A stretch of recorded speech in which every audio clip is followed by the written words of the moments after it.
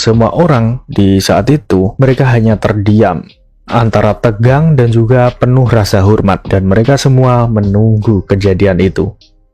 Lalu kemudian setelah sampai di dalam liang lahat yang paling dalam, sesuatu yang sangat mengejutkan terjadi.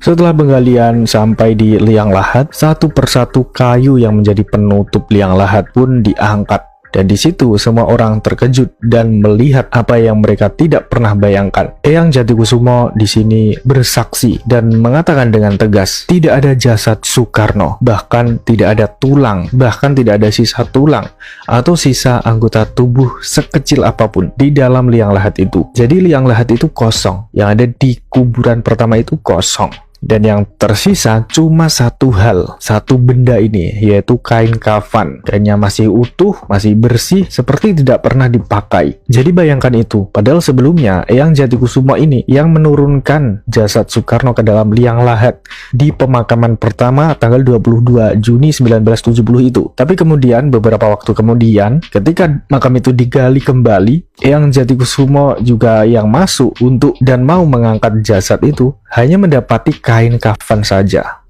Kisah ini bukan cuma karangan, karena ini langsung datang dari pengakuan Eyang Jatikusumo sendiri. Kalau kalian penasaran dengan videonya, saya sudah menaruh link videonya, itu ada di deskripsi. Disinilah Eyang Jatikusumo mengaku syok, terkejut, dan semua orang yang menyaksikan kejadian itu semuanya juga diam, terkejut. Mereka kehilangan kata-kata untuk menggambarkan apa yang mereka saksikan dengan jelas pada saat itu.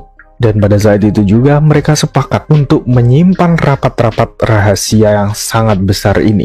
Jadi selama puluhan tahun, sekitar 50 tahun kemudian, disinilah Eyang Jatikusumo baru menceritakan ini ke publik, baru memberikan kesaksiannya ini ke sebuah video yang linknya ini sudah saya taruh di deskripsi. Jadi sekitar tahun 2023 itu ada channel YouTube yang mengupload wawancara dengan Eyang Jatikusumo tentang kesaksian dari pembongkaran makam Soekarno yang ada di Blitar ini, makam yang pertama itu, yang belum diapit sama kedua orang tuanya tadi. Dia bersaksi dalam rekaman itu dan menggambarkan dengan detail bagaimana dia melihat apa yang tidak masuk akal. Sampai di sini tentunya kita bertanya-tanya, bagaimana respon dari keluarga besar Soekarno tentang penemuan dari Eyang Jatikusumo dan rombongannya ini? Apakah klaim ini benar atau hanya mengada-ngada?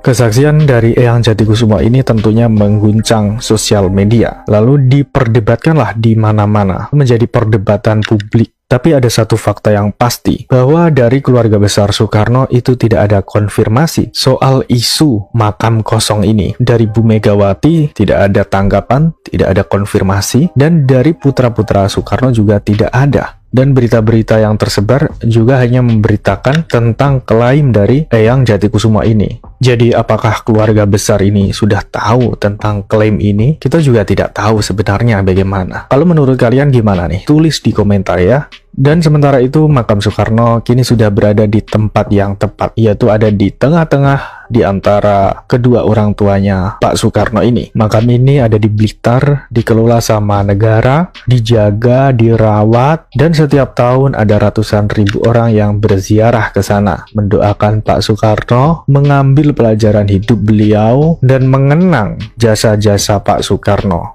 Jadi versi sejarah resmi itu tidak ditulis bahwa Soekarno pernah dimakamkan 2 kali. Yang ditulis dalam sejarah ya, Soekarno meninggal dunia di tanggal 22 Juni 1970 lalu dimakamkan di Blitar, selesai sampai di situ saja. Jadi dengan begini muncul pertanyaan yang sangat besar nih. Apakah klaim dari Eyang Jatikusumo itu adalah klaim yang benar-benar nyata atau hanya klaim saja atau hoax? Coba tulis pendapat kalian di komentar.